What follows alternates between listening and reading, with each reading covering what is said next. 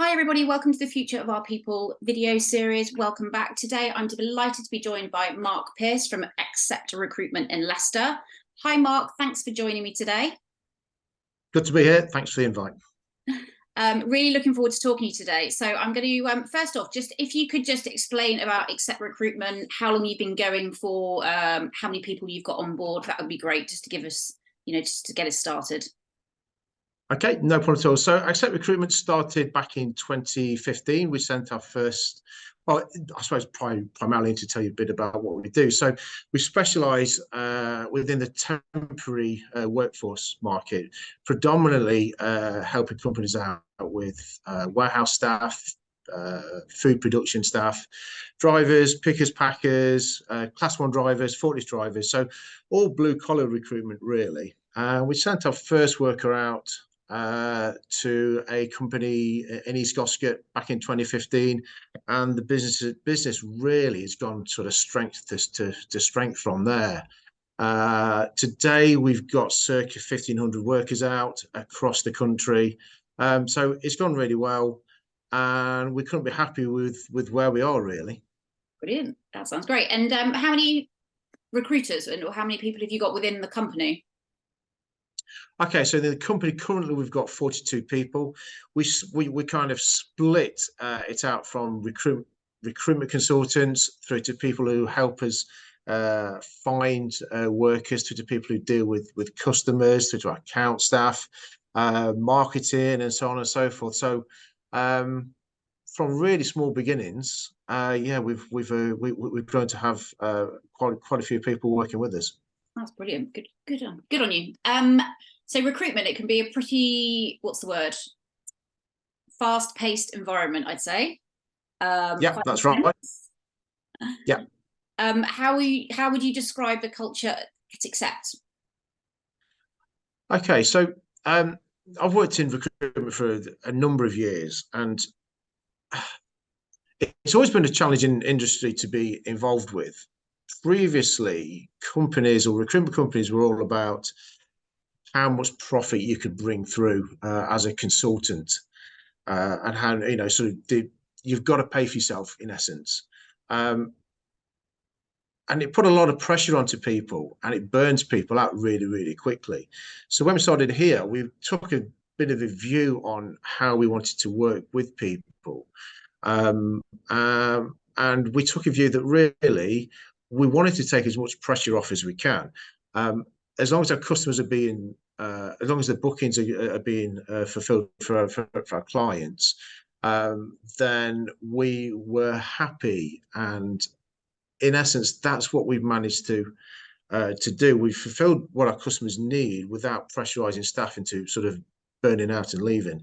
We have fantastic retention here.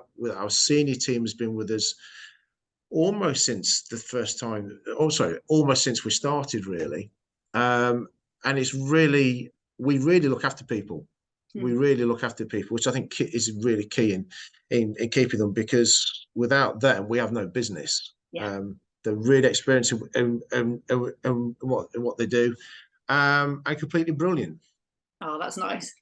They'll be delighted to hear that. So when you say that you look after people, have you got any particular things that have worked really well for you in terms of that retention, ensuring people feel like they're being supported and they're not getting burnt out? We do all the normal things like appraisals and sort of regular one-to-ones, and creating journey or career maps for people, because not everybody wants to be the boss. Not everybody wants to, fly the corporate ladder. Some people are quite happy doing what they do, and I think that needs to be recognised. We have a culture where every week we have a conversation about what we can do to improve the business that we're in. How can we change things for predominantly the workers that go out to work for us, the temporary workers, and we focus on that, and we brainstorm. Typically, the way that we try to do it, it doesn't always work like this, but the way that we try to do it is we get the most junior member of the whoever's in that meeting, whoever it may be, to contribute ideas first, because it's good for their growth. And also, if your boss is in the meeting and they speak first, I suppose there's a bit of confirmation bias in the fact that, well, that was definitely a good idea. Yeah. And so really, that's what we try and do: brainstorm and what can we do to change the way that we work, so that we deliver better results for the temporary workers that we send out and for our clients too. We embrace change. There's nothing that's off the table that we wouldn't do if we think it's a good idea. We're small enough to be able to say, right, we can do anything. We can we can change now. We can change now, but we're big enough to have sort of financial sort of backing behind us to go and deliver the big numbers that we do. That's awesome. That's so powerful as well. I think giving people at all levels the opportunity to share their thoughts, because quite often it's those that are kind of on the ground that can see where there might be things that are slowing progress down or whatever it might be, but don't always get the opportunity to speak out. So that is music to my ears. Yeah, it's really good. To be fair, what I've stopped doing, I've stopped saying I think I've got a good idea, because people naturally go, oh, well, that must be a good idea, but it's generally not. So I tend to say I've heard of something, and then people go, God, that was a really rubbish idea, rather than agreeing with me, which is really great, because you know what, you need that sometimes. You need that and go, that wasn't such a good idea, actually. Let's go on down a different direction. That's really cool. So you kind of like put it as a neutral thing rather than your idea, and then they're clever, cunning. They'll click onto that now they've once they watch this. Yeah. Tying into that, what would you say as a leader your biggest lesson has been, or the kind of the hardest thing that you've maybe gone through that you've had positives out of?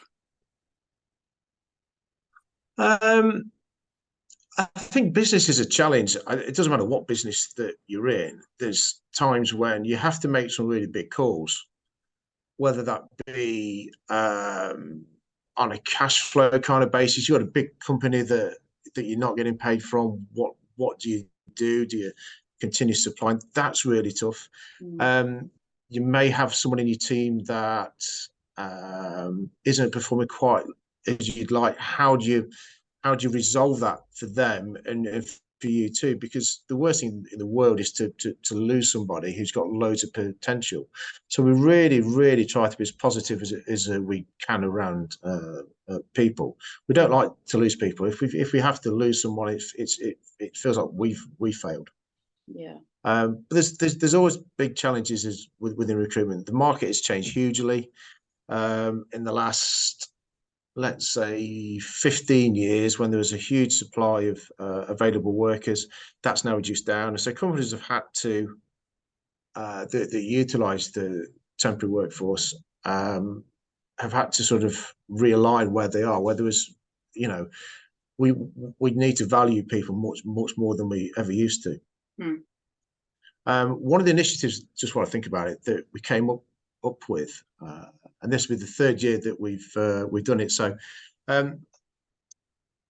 temporary workers have always been undervalued by people, always have been, by companies, by agencies as well, and they've never been recognised for the hard work and economic benefit that they give to people. So we came up with a concept for National Temporary Workers Day, which I said this will be the third year that it's run in November, where different people sign up to it. So there's something like 1.3 million temporary workers in the UK, ranging from doctors, nurses, airline pilots, pickers, packers, you name it. There'll be temporary workers within that, and nobody really celebrates the work that they do. So National Temporary Workers Day, 4th of November, every year. We came up with the idea for it, and we push it forward every year so that they get some recognition for the work that they do, because it's huge. That's so nice, and you're totally right. They don't get the recognition, or the, as you say, the kind of they don't get the opportunity to feel very valued. So that's really nice. Nope. And I can imagine for sorry. Yeah, because what typically would happen is you'd have like some companies are like, okay, I need 30 people today to help out do this project, but then we won't need 15 of those back the following day. And it's just continuity of work is so important for people, and typically, they haven't always had that, and so they can quite often move from agency to agency just to find some work, and it's really tough for them. Really? And we've tried to change that. Yeah, especially with everything that's going on at the moment, that not knowing if you've got a day's work the following day. Yeah. Gotcha. In terms of the recruitment industry, how is that at the moment? How's it looking kind of as we move towards the end of the year? So typically the last 3 or 4 months of the year have always been sort of a peak kind of period for usage of workers. Last year we didn't see that increase happen. It just didn't happen across the industry. We speak to a huge number of different recruitment businesses. I think the economy in general is struggling slightly. Whether this year proves to be different or not, I'm not too sure. Initially, it looks like it's picking up. So we're hoping that that's the case. The availability of workers is tougher than ever. Brexit has had a massive impact, and I suppose as did COVID. So whereas I suppose pre-Brexit we might, I reckon availability of staff's gone down by about 50%. Right. It's been significant. So we have to go to different demographics and find people in different ways and utilize sort of social marketing and things like that in order to find the people for our clients. Thankfully, we're able to do that. We're working a slightly different way to most agencies, in how we sort of are able to find people, shall we say? Interesting. Is that something you want to talk about, or is it? We sort of we're quite heavily into tech, and we use tech that enables us to then do those kind of things. Gotcha. So it's mainly tech based. But having said that, we're kind of, if you like, a touchy-feely kind of company. We like to sort of get workers into the office and have a chat with them, and make people feel very valued. So we, as a smallish kind of agency in Leicester, have the best number of Google reviews across any agency in the UK. So we have 1,000. Really good. Which is fantastic. So we have 1,000 5-star reviews on Google. So it just shows how much we look after people, and without looking after them, we wouldn't. Again, we'll look after staff, but we'll look after temporary workers. Without them going to work every day, we don't have a business. That's awesome. That's so nice. Like helping people feel valued, whatever work they do, and that's clearly kind of reflected in your own culture and your own team as well.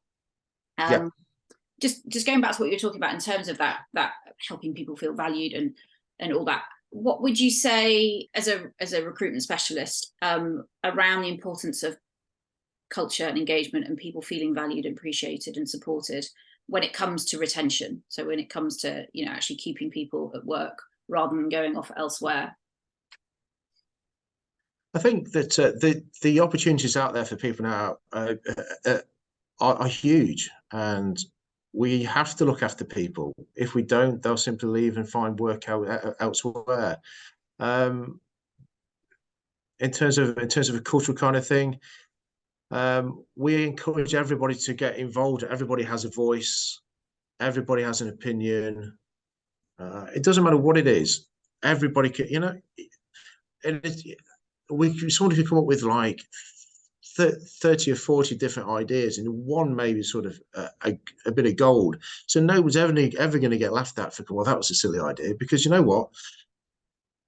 Come with it, and we can talk about it. We regularly brainstorm, and I think it's just about getting everybody involved in the business. Everybody knows what's happening and where we want to go to. It's about looking after people. So that sense of ownership they have, whether they feel like they're contributing to help, drive the direction of the business, is just, it's so powerful, isn't it? piece of advice would you give to leaders who want to create kind of high performing, happy teams that are engaged with their work and doing really well? If there's one thing that you'd tell them to start doing or stop doing, I guess. Talk to people, value people, create relationships with people, be honest, be helpful, be there for people, congratulate them when they're done well, commiserate when things perhaps don't go quite as well as you'd hope. And I suppose ultimately it's being a mentor as much as you can to people around you, and about developing other people to, you know, ultimately take over from where I am, and become the next leaders. Yeah, nice. That's brilliant. I've asked you everything that I was hoping to speak to you about. Is there anything else that you would like to mention that we haven't covered? Just I would say that you don't learn a lot from your successes. You've got to fail. You learn more from failing than succeeding. So, you know, try something. If it doesn't work, you'll learn from it. You know, you may decide that I don't know, a new bit of tech may well revolutionize how we do business. It may not work, but you'll learn so much from it that you'll then take into your next decision that you make. So yeah, fail as much as you can. Yeah, fail fast. I like it. Yeah, fail fast. Don't protect it. Yeah. That's brilliant. Thank you so much for your insight, Mark. There's so much our viewers can take from that. I think the importance of getting people to contribute is so powerful. And the temporary worker, National Temporary Worker Day, I love that you've done that. I didn't realise you'd set that up. It's that's so really interesting stuff. It's been a pleasure. Thank you so much to our viewers. Look forward to seeing you at the next Future for Our People. Thank you.